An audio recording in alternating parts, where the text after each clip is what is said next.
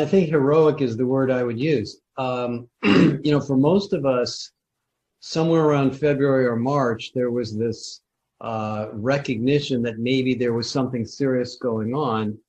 And then, of course, there was a continuous, maybe over a couple of weeks, realization that was bigger and bigger and bigger than we thought. And so most companies quickly came to action, in HR particular, in people in particular, as well as people in facilities and IT, and said, wow, where is everybody? Who's on planes? Who's affected? Who's sick? Who's got kids at home? Who has parents at home?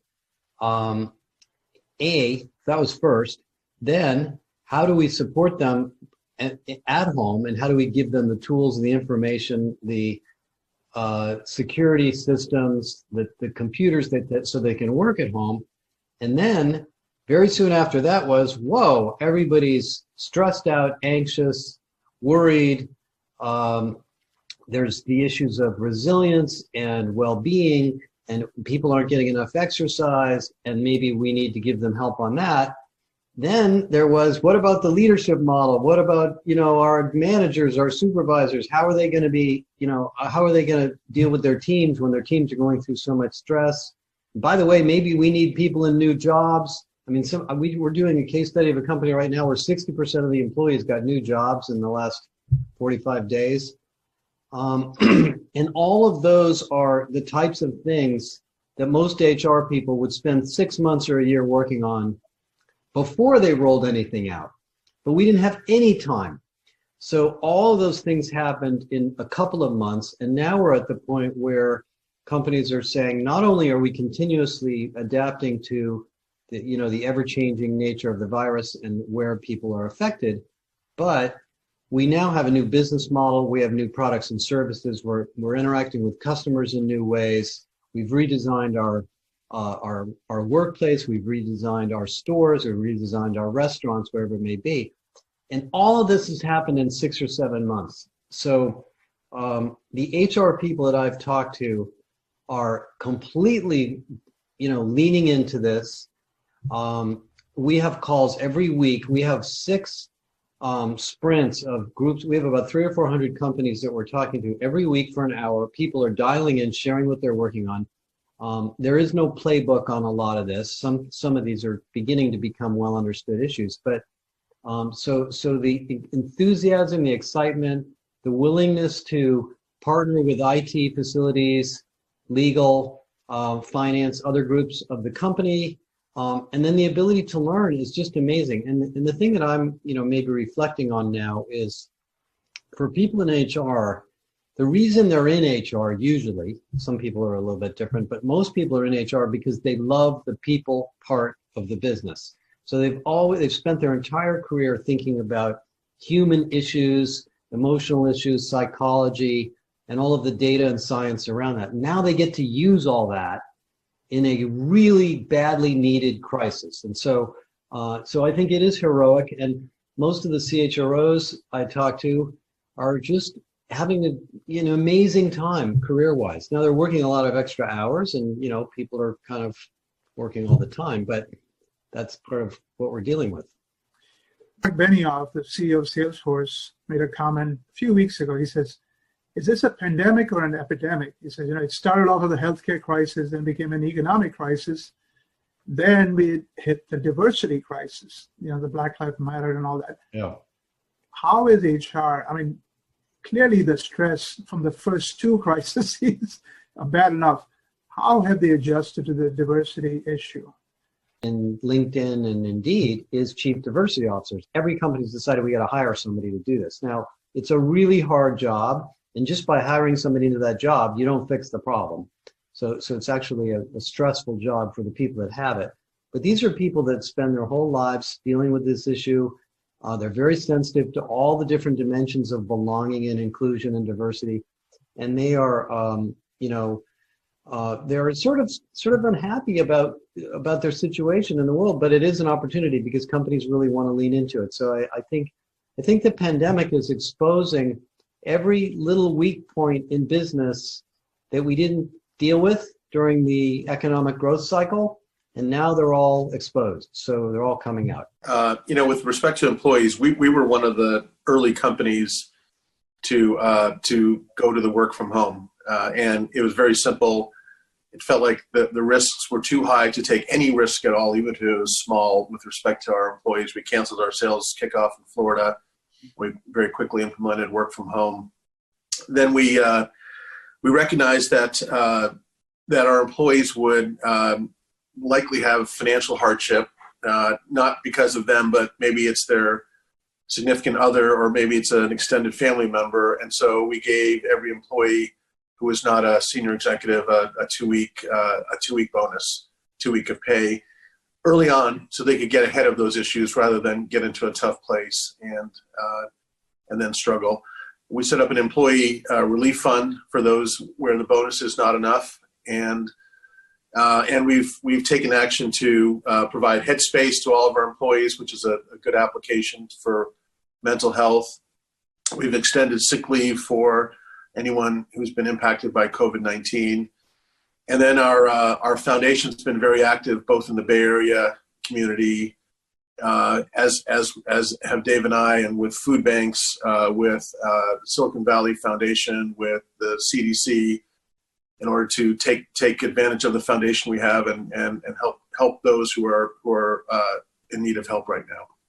And I learned at the Touchstone of Dave Duffield, who is probably the nicest guy to ever work in the tech industry, right? So he's just amazing, and you've known him for a long time as well, Vinnie. And I am taking Dave's values forward as long as I'm CEO, and then whoever comes after me will hopefully do the same. But that's what makes Workday special. I wish this was my view outside of my house. It's actually one of our products.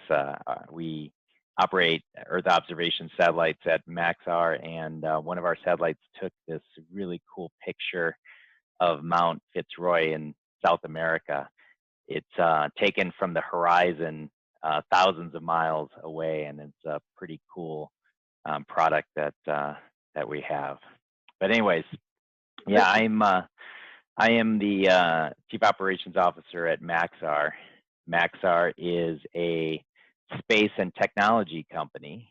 We have two main businesses. One is what we call Earth Intelligence. And in our Earth Intelligence business, we have a lot of imagery related products. So we look to seek to understand the world. We seek to also predict and identify change in the world.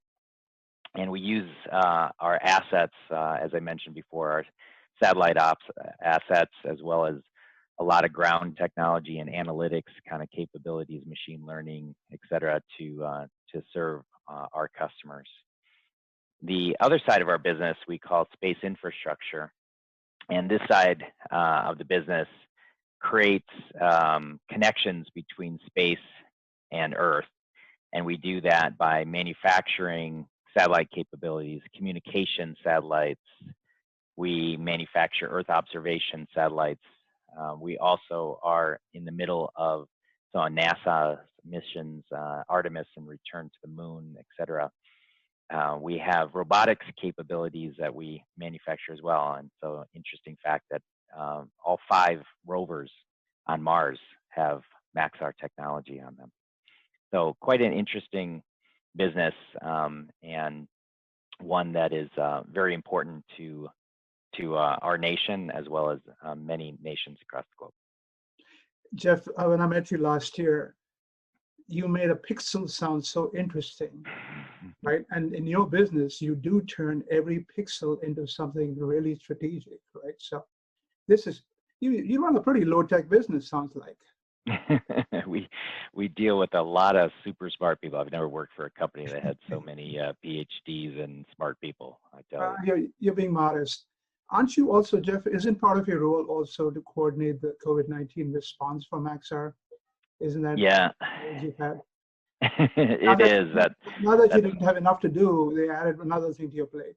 Yeah, it's one of my new hats recently. So I am Mr. COVID basically for for Maxar. We were very conservative in entering this crisis. We moved very quickly to new protocols and work from home before most governments and most companies did. And so I'm very pleased with our team's response and with our predominant focus here of the health and safety of our employees, their families, and frankly, the communities that we work with. And that was paramount as we look at this. And then also supporting those critical missions that where we do need to have on-site personnel to support some of these missions, they are in the safest posture possible. So we've been very pleased with that, and we're very comfortably operating and supporting those missions.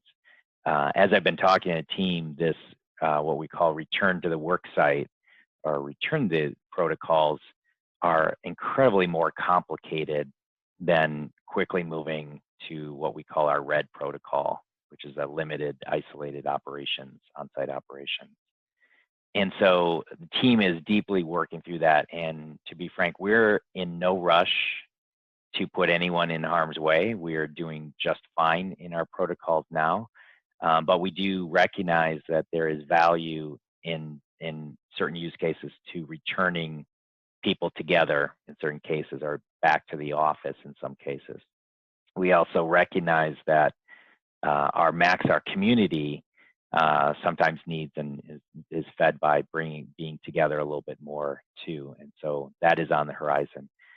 We do have in all of our office, we have a lot of protocols in place around cleaning, additional cleaning, isolation strategies. We have temperature check programs. I never thought, Vinnie, I would know as much about temperature checks and variants and thermometers. And gee, if it's 30 degrees outside and you take somebody's temperature on their forehead, what does that result in? It's quite crazy. Is it? Do you get false positives or? Yeah, we thought we had walking zombies for a while in our operations. But we quickly recognized what was kind of going on. But those protocols are important for health safety. So PPE was challenging at first, but we have good protocols. We're also doing some interesting things right now around in our workplace flow control, we call it. So how do you move about the organization in certain patterns so you're limiting, contact, where people have to be in the operation. As we return, there's just so many considerations, cube configurations and spacing and how many people and just making sure everyone has a different point of view right now on whether wearing a mask is important or not. And so, we're having a lot of governance and communication, on these protocols.